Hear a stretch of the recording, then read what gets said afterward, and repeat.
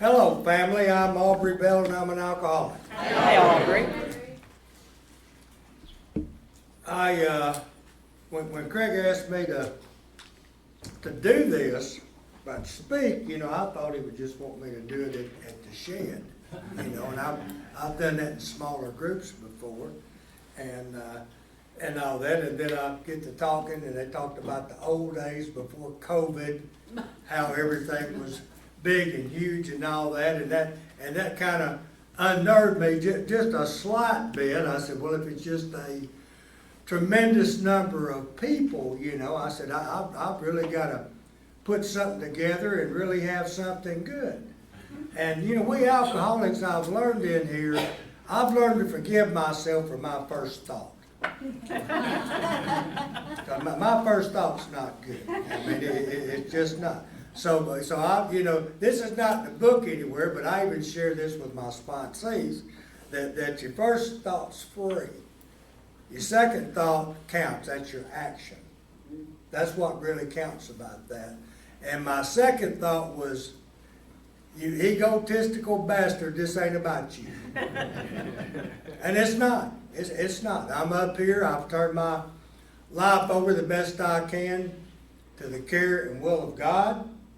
And I firmly believe that the experiences in my life that I had, a lot of things I'm not proud of, but He taught me and has molded me and made me the person I am today, so that I may be a tool for God to help other people that's trying to get sober. And I say that as humbly as I can, and I really mean that. I lost my wife 2 years and 3 months ago, and moved to Jonesboro about a year ago from Charleston, South Carolina. I was out there 27 years, and that's where I got sober, was in Charleston. I grew up in Blytheville. I am a member of the Blytheville Mafia, so don't mess with me. I can get you taken care of very quickly.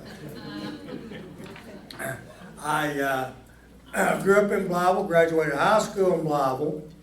I attended Lyon College in Batesville, but it was Arkansas College back in those days. And my dad was a sharecrop farmer. Never made over minimum wage in his life. After he finished 3rd grade, his dad made him quit school and go to work. That's the way it was back in those days. He never had the opportunity to do that. But I went on a baseball scholarship, and I was able to go to school because of that.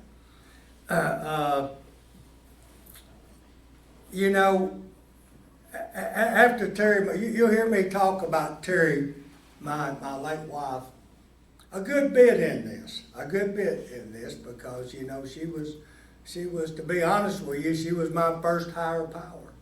I got sober for her. I loved her more than I loved alcohol. It was a damn battle. It was close.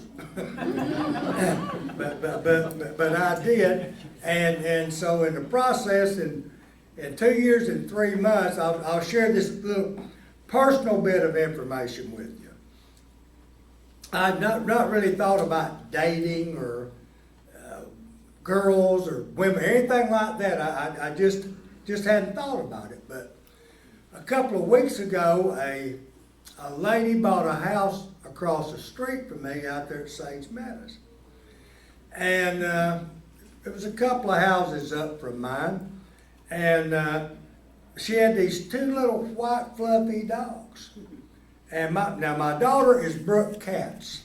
And Brooke is the morning news anchor for CBS in Dallas-Fort Worth, Texas. 4th largest market. Not bragging about me, I'm proud of my daughter. She worked hard to get there. And she's single, and she's got a little white fluffy dog, and it's half Shih Tzu and half Maltese. And they're precious little dogs, and they don't shed. You don't get hair all over your house, And so I know a lot about those little dogs.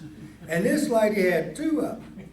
And she went to the gym every day, but we had a mixed crowd, not trying to be a gentleman, but she looked damn good in a pair of black yoga pants. First time I'd noticed anything. So she would be out walking these dogs every day, and so I saw her, so I eased out there like I was checking the mail. And so I talked to her about the dogs and all that. And so that night I went to Kroger, and Brooke's dog's name is Minnie. So I got some of those little chicken flavored treats that Minnie loves those things, because I figured if I could get those dogs to like me, I might get her to like me a little bit. So, I do that, and every day I'd go out there, and boy, the dogs were glad to see me. And I would talk to her and found out that she'd been divorced 2 years, and that her husband had taken up with a younger woman and all that stuff. And I did mention how good she looked in those younger pants. She really did. And so, it was going along pretty good. And then a week ago Friday night, I'm sitting on the couch watching the ball game. And my doorbell rings. So I got up and opened the door. It was her. Her name was Carol. And I said, well, hi, Carol. This is a nice, pleasant surprise. I said, what are you up to this evening? She said, well, Aubrey, I told you that I've been divorced 2 years, and I've not been out. One time in 2 years, I hadn't had a date. She said, and tonight, I want to go out, and I'd like to find a place, and I'd like to dance a little bit. And she said, and I'm going to have a drink or two, and I might have one or two more than I should. And she said, and I have no intention of waking up in my own bed. And she said, what are you doing tonight? I said, not a damn thing. And she said, great, can you watch my dog?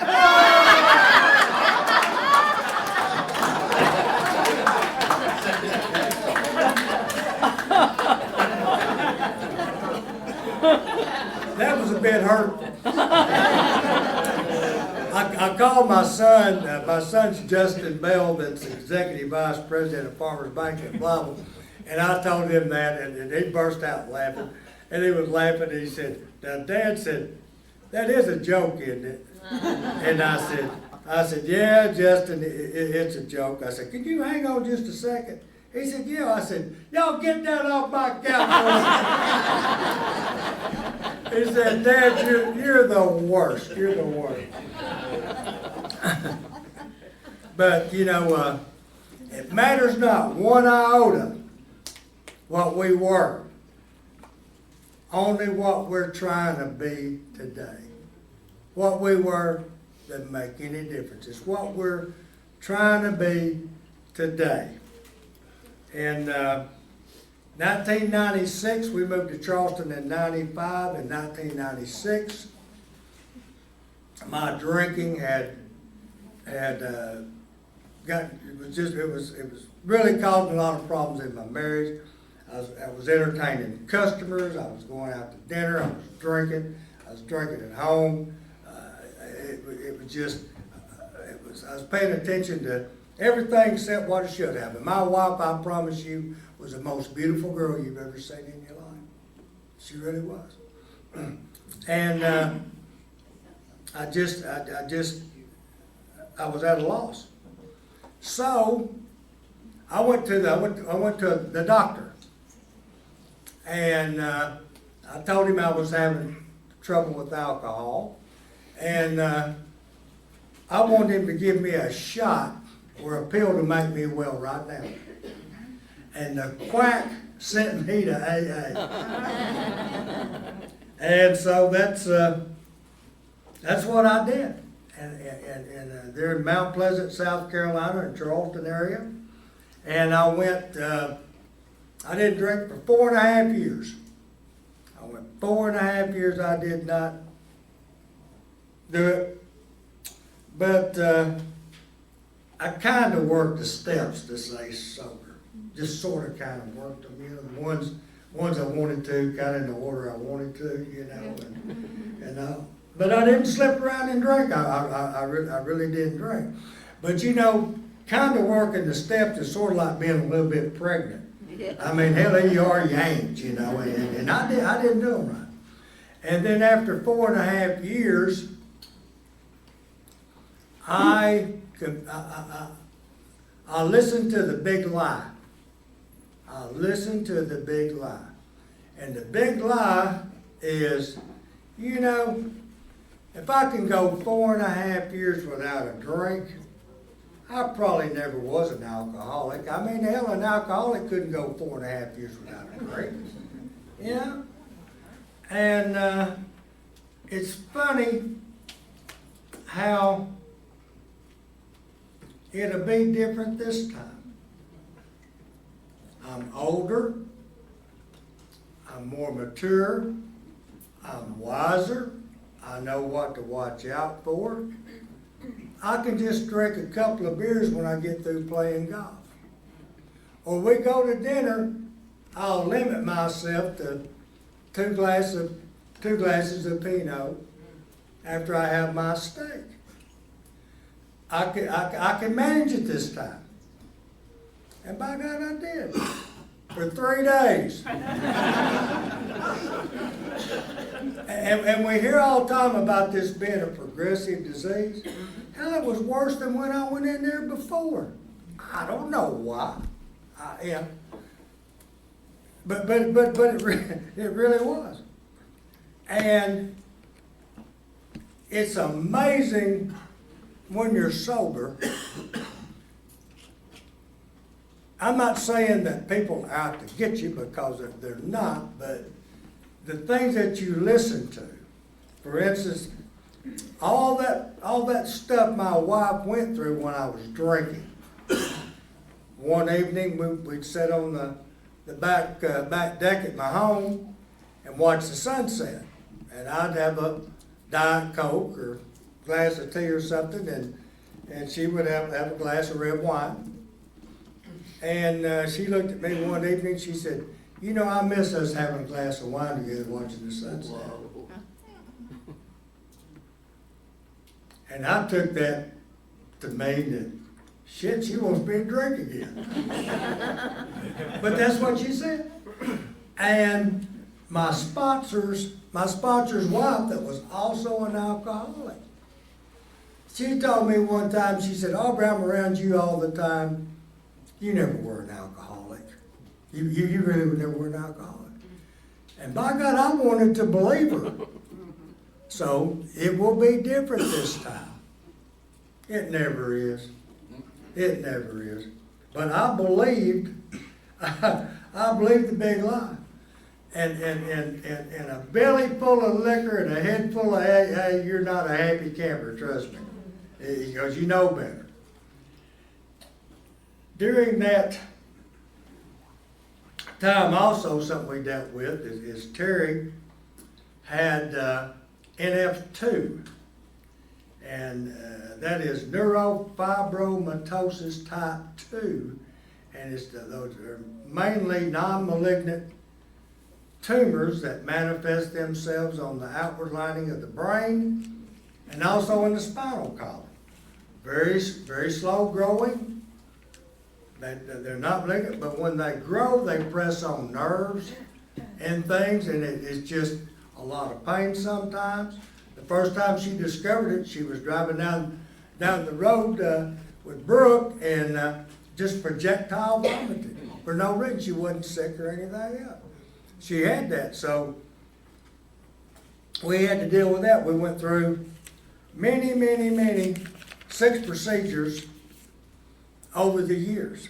They even made a mask out of plastic and strapped her down on this table, and Monday through Friday for an hour for 6 weeks, 30 treatments. They went in with a gamma knife and just cauterized the blood vessels going to the brain to try to kill all those tumors. Too many to count. They were everywhere. And every time she went in there, if she moved or anything, you know, she might come out a tomato. I mean, it was frightening. And I didn't drink through that. When she had those procedures, I quit because I had to take care of her. And I did that. And watching Terry go through that, she taught me what courage is. I always, when you think of courage, I always thought that was somebody that was brave or somebody that was tough, wasn't afraid of anything, That's not what it is. Courage is when you're scared to death and you do it anyway. That's what courage is. And by God, it takes courage to get sober because it's scary. It's against all of our nature not to do what we want to do when we want to do it the way we want to do it. We're alcoholics. An alcoholic is not, when we come in here, we're not a bad person wanting to become a better person. We're a sick person trying to get well. We have a neurophysiological disorder, a disease of the mind and the body. It's something about our gene makeup that when we ingest alcohol in our body, it tells our mind more.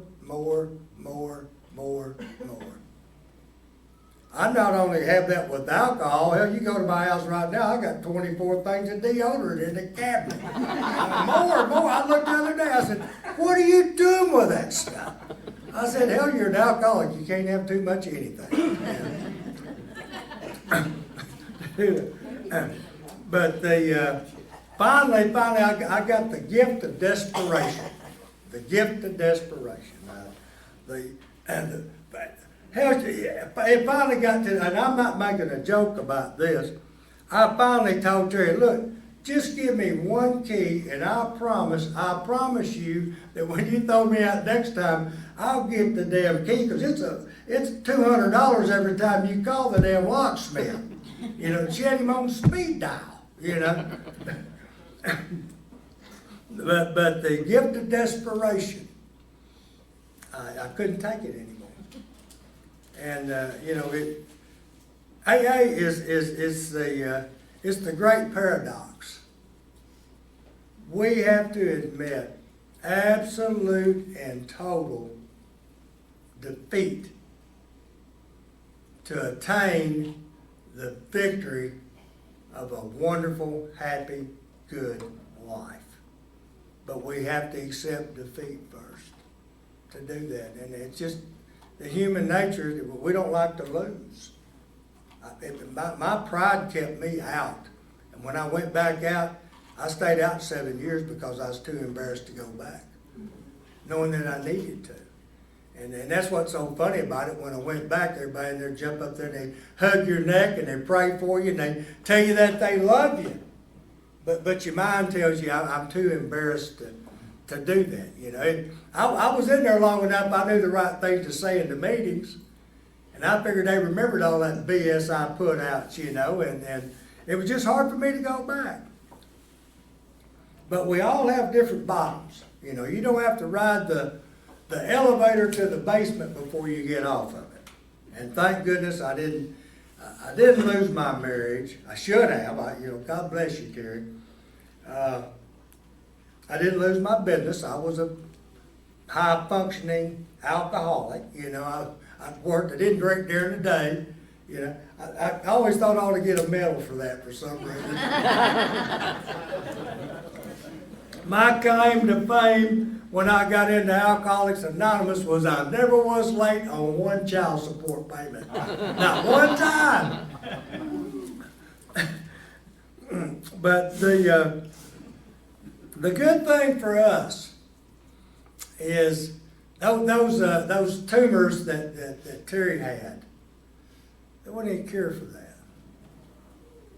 And there's a lot of other cancers and diseases. Diabetes. If you ingest too much sugar, they cut your legs off and your toes off, and it's hard on your organs. And my younger brother died at 54 from a heart attack from diabetes on that thing. And that's so sad. But there's a cure for alcoholism. And it can be found through working those 12 steps in Alcoholics Anonymous. And thoroughly and completely working those steps to do that. You know, we're sick people trying to get well, and I go to AA meetings and they dispense my medicine for me. I get my medicine at AA meetings. I get my medicine by phone calls. It's so good. Every day, you know, I get a text or two from somebody in the group, you know, and it doesn't say anything sometimes. But it says a lot because we matter to each other. We care about each other. Because frankly, for an alcoholic, there's not but three ways. There's not but three ways. There's recovery. There's being institutionalized, even in a jail or a mental institution. Or there's death. That's the three ways that we have. And two of those three aren't very appealing to me. And I'm going to tell you what, a sober life ain't no second-class way of living. It's a first-class way of living today. My life is good today, and I owe it all to Alcoholics Anonymous. But, you know, speaking of death, you know, we don't like to think about death. Most people don't. You know, you think about it, and the older you get, a little bit more you think about it. And I went through the thing with my wife, and the other night I fell asleep and had a dream. And I dreamed that I had died. And a little bit to my surprise, I was up in front of the pearly gates, and there was St. Peter up there. And I said, man, all that stuff I did, I said, I was hoping grace would be sufficient, but, you know, I did a lot of stuff. And St. Peter said, well, yeah, well, you're up here, said, but there's one little thing you got to do, one little catch to it. And I said, what's that? He said, do you see that ladder over there? And there was a ladder. You couldn't even see the top of it going up in the clouds up there. And he said, for every sin that you committed in life, you've got to put a mark on the rung on that ladder for every sin that you've committed. Have you ever tried to climb a ladder with a 50-pound piece of chalk? I'm going to tell you, man, it is tough. So I said, well, you know, I got to do it. So I mark and I go up and I pull up. And, man, I couldn't even see the ground anymore. I was pulling and struggling, and I had one more to get, and I was done. And I went up and I struggled and I pulled, and then all of a sudden something stepped on my hand. And I looked up and it was Gary E. coming down for more chalk.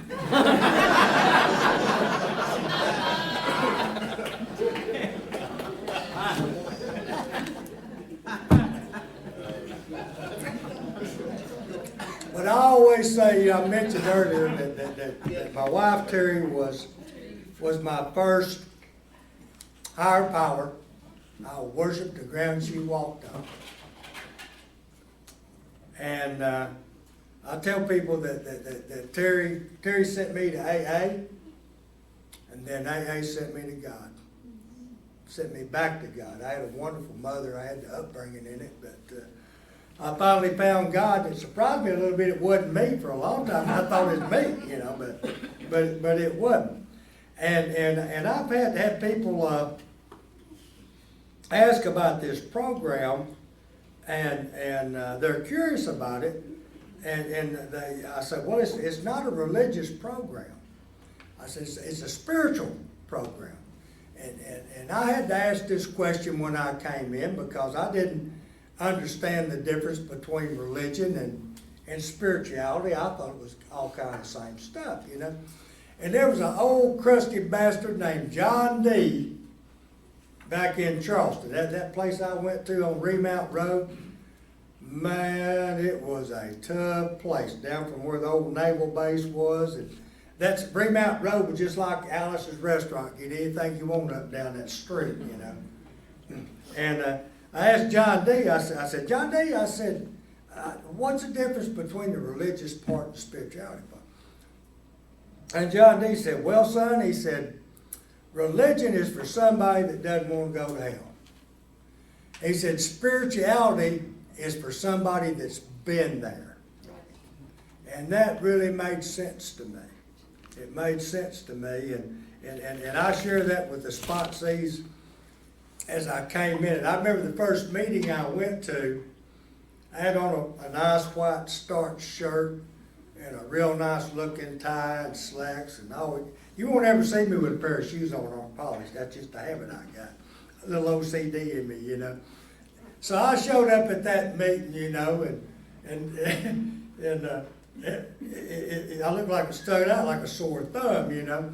But I didn't want you folks to think I was a common damn drunk, you know. I mean, I was a high-class alcoholic, you know.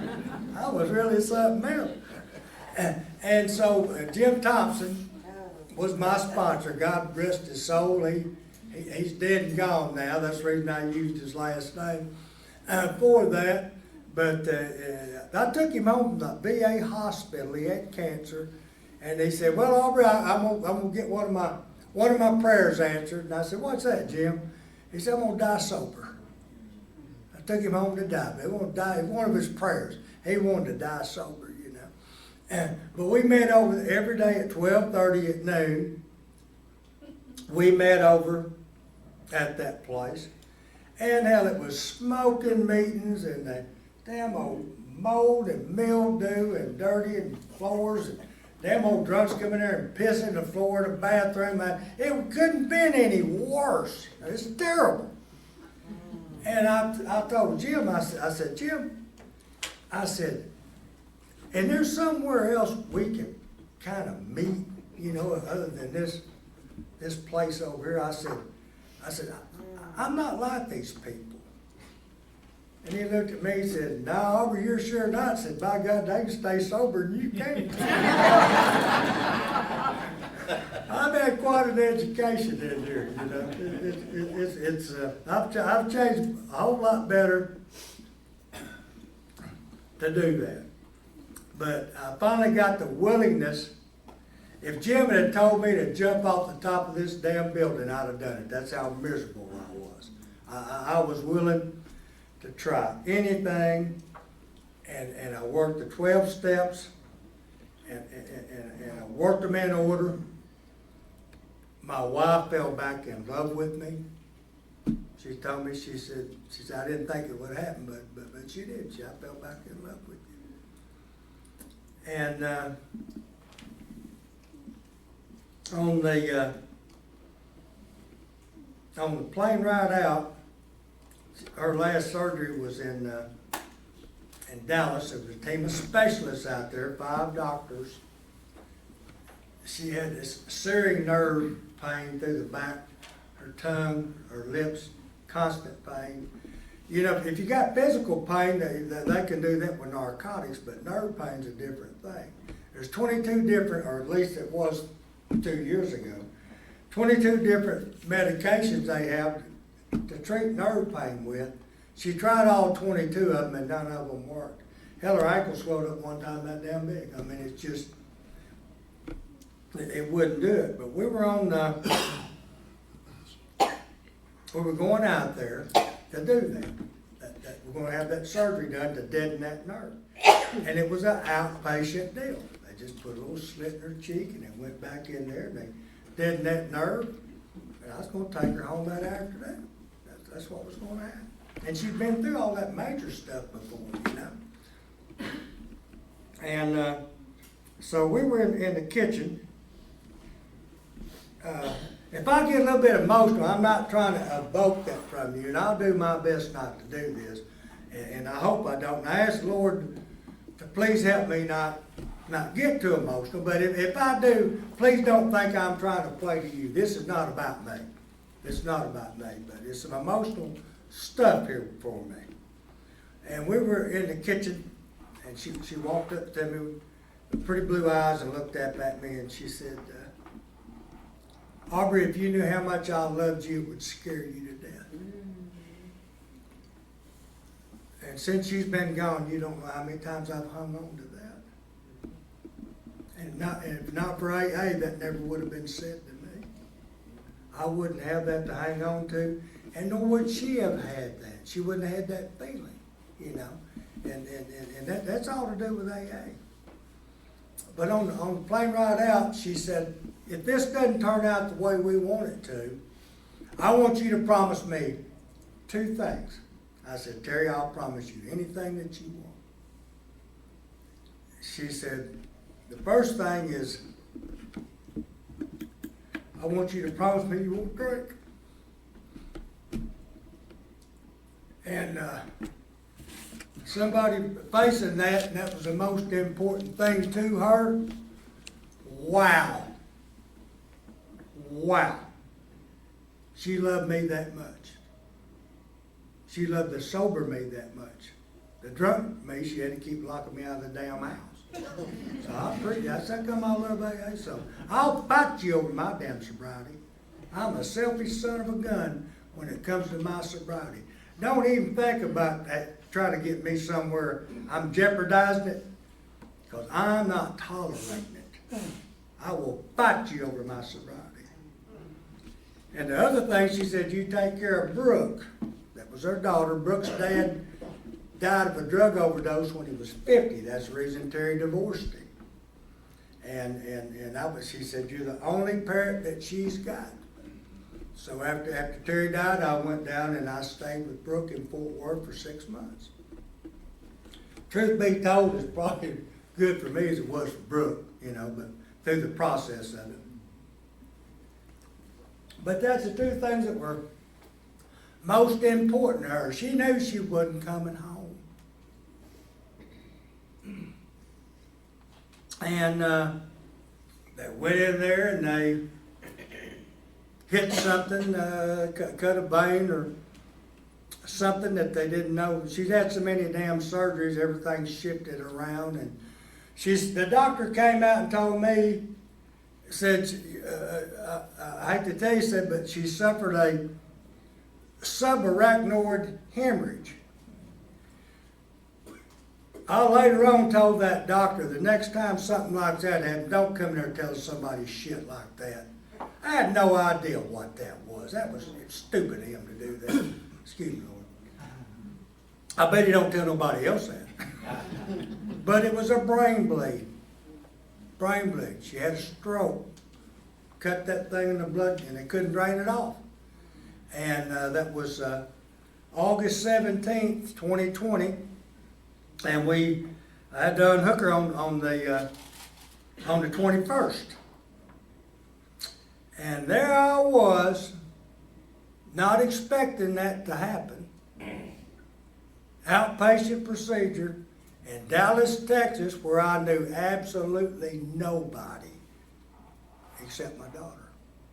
And I couldn't act like I wanted to act because I had to take care of Brooke. I was devastated. And I don't know, I thought, you know, you come out of the projects over at Blyville, you're too dumb to be scared. I didn't think anything could shake me like that. And I don't know if it's the fact that she died or the fact that I didn't think anything could shake me like that. So, it's getting me from 2 sides. I was heartbroken. I was lost. Felt like somebody had taken my brain and stuck it in a whirring blender and put it on puree. I had 10,000 thoughts a minute, you know. And I went to an AA meeting. First place I went, Fort Worth, Texas, AA meeting. And all COVID's going on during this stuff too. It was a terrible time to go through. And I went in there and I sat down and I told those people what had happened. And they all got up and got around me and put their arms around me and prayed for me and prayed for my daughter, gave me phone numbers. They held me up when I could not stand. And I'd never laid an eye on one of them before in my life. Thing about AA, we never have to be alone again.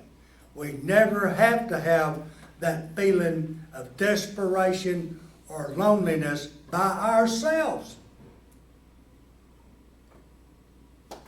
People in AA have unconditional love. Name me another place you're going to find that. Don't waste your time. You can't. That's what makes AA so successful, is unconditional love. Then, that's the reason I always say hello family. That taught me I have a family anywhere I go. I always say hello family. Because you guys are my family. We look different. Some of you folks I've never seen before in my life. But you know what? I love you and I respect you. And you love me and you respect me. And I say this too. I love everybody that's in the room of Alcoholics Anonymous at every meeting. I love every one of you. But now I will admit some of you I love a whole lot more than I do some of you other guys. But we do love and respect each other about doing that. You have to realize out in the real world, 75% of the people don't give a flaming buzz about your problems. They don't. The other 25% are glad that you got them. That's just the way that it is. But there's hope in here, and that there's help in here.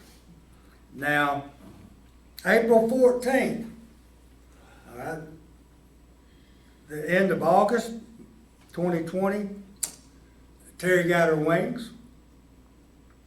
April 14th, 2021, I had a new granddaughter came into the world. My son Justin and Blythe. It was their second child. Had a little 2.5-year-old son named Hayes T. T stands for trouble. If you don't believe me, you ask him what that T stands for. Pops taught him that. But Kennedy was born, and she spent the first 2 months of her life in Lebanner's Children's Hospital. She was born with only half of her heart open.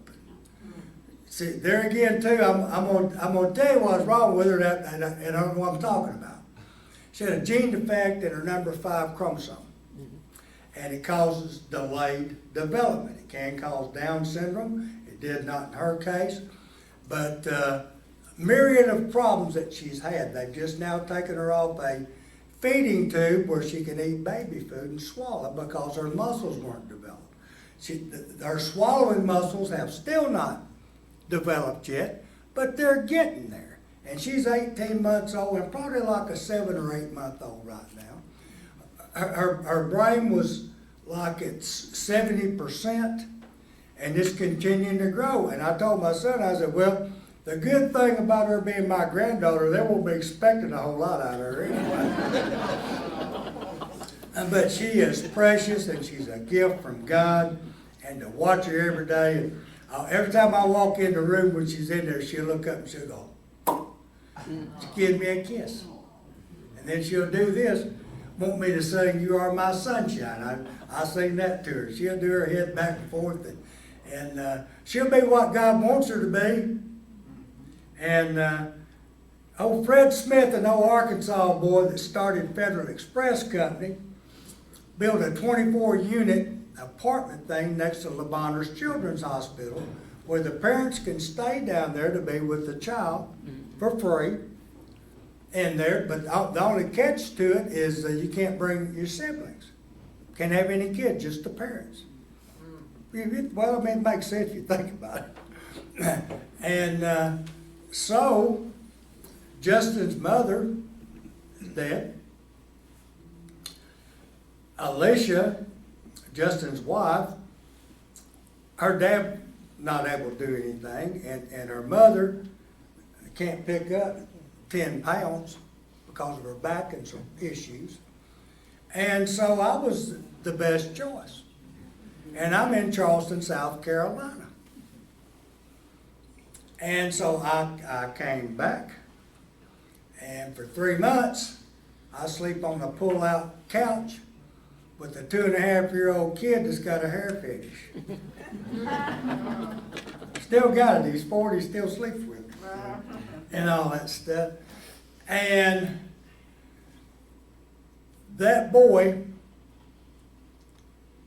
is the most precious thing that Justin and Alicia have. Treasured their child, their baby, and they entrust that child to my care. He wasn't even potty trained.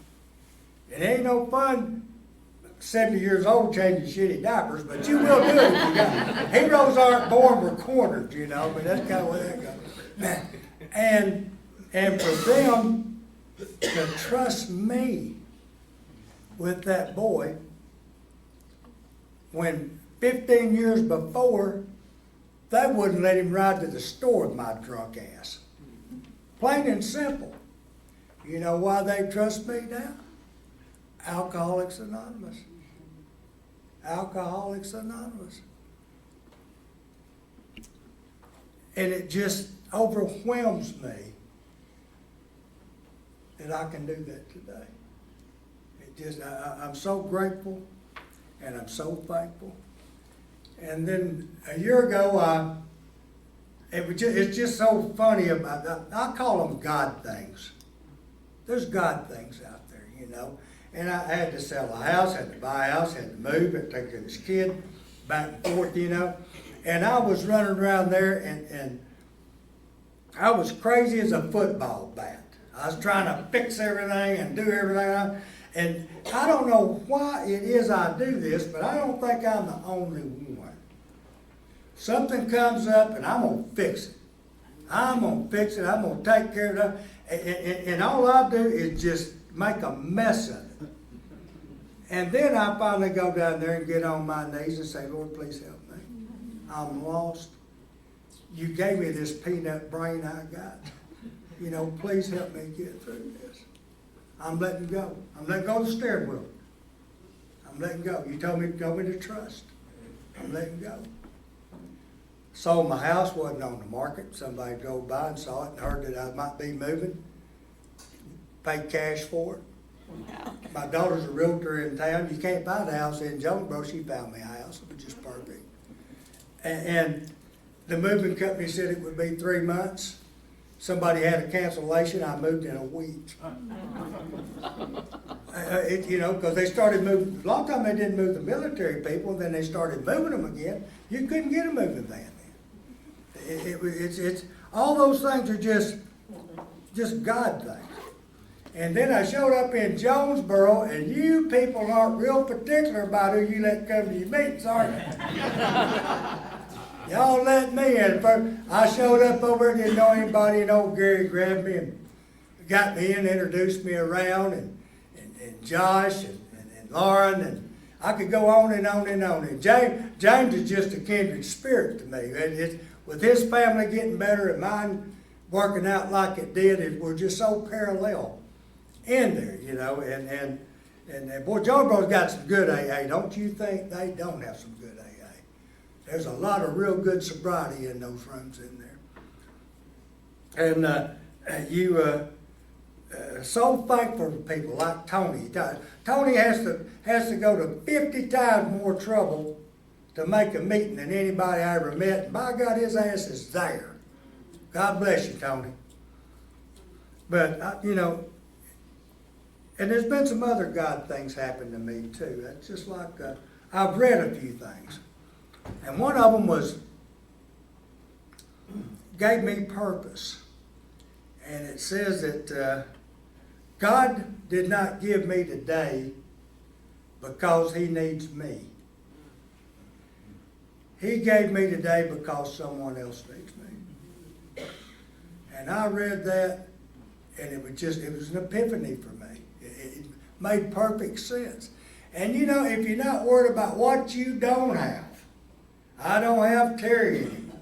I don't have my house on a golf course in Charleston. I don't have my friends back there. Man, look what I got a room full in here today. Look at this.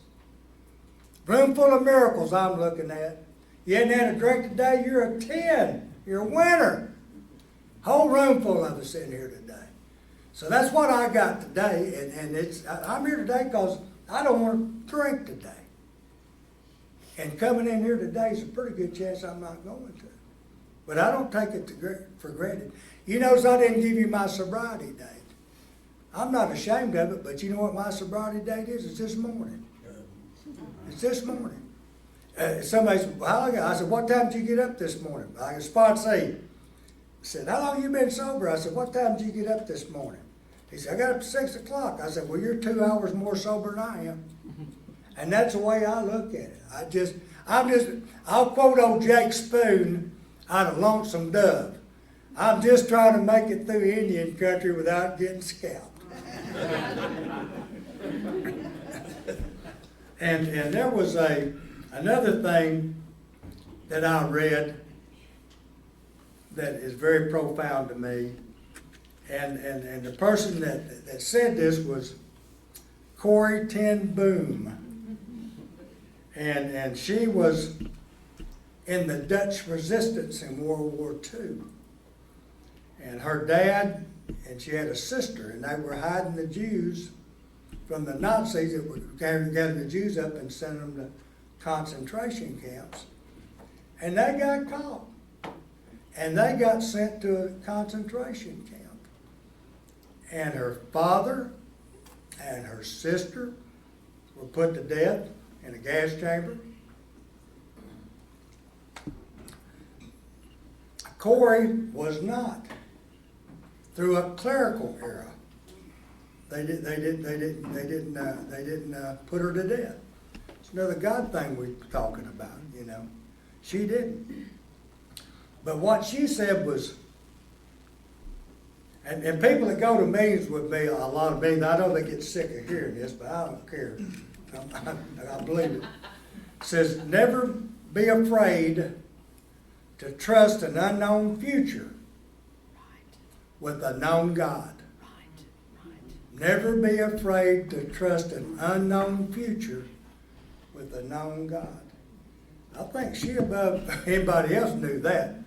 But I have no stock in tomorrow. At my age, I might not be here tomorrow, you know. But I'm okay with that too. I'm in a pretty good place right now today. But I had so many good things happen to me by service work and thinking of others and not thinking about myself. And I'll share this with you. I had this kid in Charleston came in, and I told him that I said, well, you know, if you want me to sponsor you, I said you've got to go to a meeting every day for 90 days. And I said, you have to call me every day at a specified time. I don't care what time it is, but you call me every day. If you don't feel like talking, you say, hey, AB, I don't feel like talking, bye, and hang up. I don't care, but it teaches you responsibility. You call me every day at that time. And I said, and you have to pray every morning and ask for strength. And when you go to bed that night, if you hadn't drank, you give thanks for one more day. And this kid said, well, what if you don't believe in God? I said, well, I don't care if you believe in God or not, you got to pray. He said, what do I pray to? I said, well, I have a God. I have a God. I said, so when you start praying tonight, in the morning, you say, dear AB's God. And you say your prayer tonight, dear AB God, and he did that. Dear AB's God. And so he made it a year. And he came up to me and asked me to give him his 1-year chip. And he came up and I shook hands with him. He reached up and hugged me, and He whispered in my ear, said, "You can have your God back. I found mine." And just, wow. Just wow. But I do try to stay in the now. And we don't always know what to do. Things happen. We don't always know what to do. We can pray about it and ask and all that stuff. We just don't know what to do. But the good thing about it, we always know what not to do. And as long as we don't do what we know what we're not supposed to do, we're going to get through that, I'm not like old Oscar Wilde. Oscar Wilde was a playwright in England long, long time ago. And he said, "The only thing I can't resist is temptation." And I'm powerless over everything. I got that from Oscar pretty good right there, and I'm going to tell you this, and then I'll close. It's we can't reach what's in front of us by holding on to what's behind us. All that stuff in the past we hang on to. I went through the worst darn time letting go of some stuff that happened 25 years ago. The person is dead, and I was still letting it get to me. What the hell's wrong with me? I'm an alcoholic. I got an alcoholic mind. We're not perfect. I claim progress, not perfection. Now, I debated whether I should tell this story or not, but I'm going to tell it. Daughter Brooke, I stayed with her 6 months. She had a very nice place. She's bought a townhouse since then, but she had a nice apartment there in Fort Worth. And she needed a little bit more storage. Well, actually, I'll just be honest with you. Her mother had a bunch of clothes and stuff at her apartment because of that surgery, and they were hanging in the closet in there, and it was eating me alive looking at them. It was just doing it. And they had little small units on those floors you could rent for extra storage. And I said, "Brooke, rent us one of those things." And I did. I put her clothes down there. I mean, it was just too painful for me to look at them. And so it was like $360, for the year. I said, "Just get it for the year." And I wrote Brooke a check for it. Well, Brooke, she might be 36, but she's still that same damn kid throwing shit everywhere. She put her around. And she, well, doggone it, I said a bad word. I was going to try not to do that day. She, I said, "Do something with that check before you lose it. I'll have to cancel it and go through all that stuff to do it. Put it in the bank, cash it, do something with it before you lose it." So she had this little gold ring that her mother gave her. And she wears it every day, and she put it on top of that check on the island in her kitchen. And so it was on top of that check, and I'm back in the bathroom, my bathroom back there, and Brooke's in the kitchen, and I heard something go ping, ping, ping, ping. And Brooke said, Brooke doesn't call me Dad, she calls me Aubrey man. I always have since she left. Aubrey man, come here, quick. And I came and I said, "Brooke, what's wrong?" And she's standing back from that deal. She's got a banana, and she started to peel that banana, and she's standing there, she's like she's frozen. And I said, "What's wrong, Brooke?" She said, "I'm standing here just like this now, and my ring flew off of that counter and hit that stainless steel refrigerator and just hit pinging across the floor. And I heard it." And she said, "What do you think that was?" I said, "Well, Brooke, I can tell you what I think it was." I said, we sat here and our hearts beat. And I haven't found any AAA batteries anywhere, and I don't have any cord coming my rear end plugged into the wall over there, but it beats. There's energy in us. And you want to call it your soul or your spirit, whatever you want to call it. I choose to call it my spirit. But there's energy in us that makes us operate. And energy doesn't die. When energy is created, it does not die. It'll go somewhere else, it'll be displaced, it'll take a different form. But energy does not die. And I said, I think your mother's energy is still around. And I think that she used that energy to throw that ring up there, let you know that she's still with you. And she's still around. And everything's going to be okay. I said, that's what I choose to believe. The next morning we get up and we come in there, we're going to have coffee together.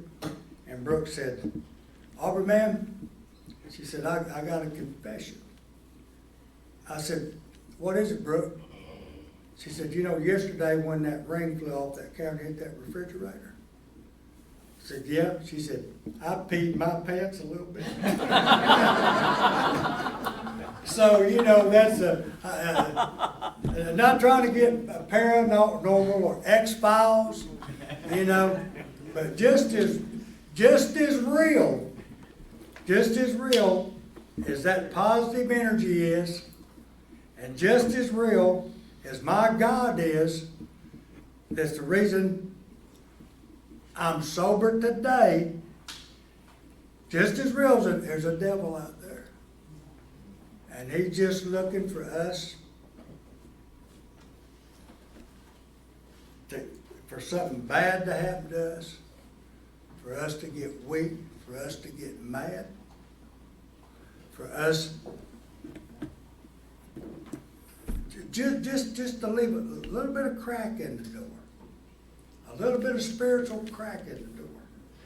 Because, you know, while we're doing good and having fun today and laughing, and whoever brought the food and stuff, thank you. That's a wonderful spread out there.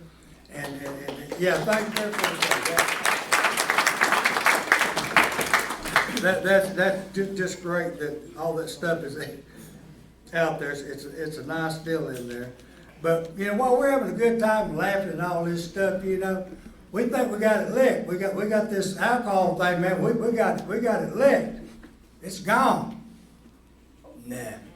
Our disease is sitting over there running laps, doing push-ups, working out hard every day, getting stronger every day, just looking for us to say, well, I don't really need to go to those meetings. Hell, my sponsor don't know anything. I don't need to worry about that too much, you know. I've got this figured out. And one thing that I do have figured out in this program for sure is every time I think I got it figured out, I found out I know less than nothing. I don't know how this works. I don't know why God granted me sobriety. I don't know why my life is so good today. But I will tell you, every prayer that I start out, every time I have one is, Lord, thank you. Thank you, Lord, for my life today. Thank you for what I have today. Give me the strength not to take a drink today. And please do for me what I can't do for myself, you know. And I appreciate you guys tolerating me. And like I said, this once I discovered this wasn't about me, the old me wants it to be about me. The new me could care less about it. I'm just thrilled to death to be here with my family today and to be sober today. And God bless every one of you. Thank you.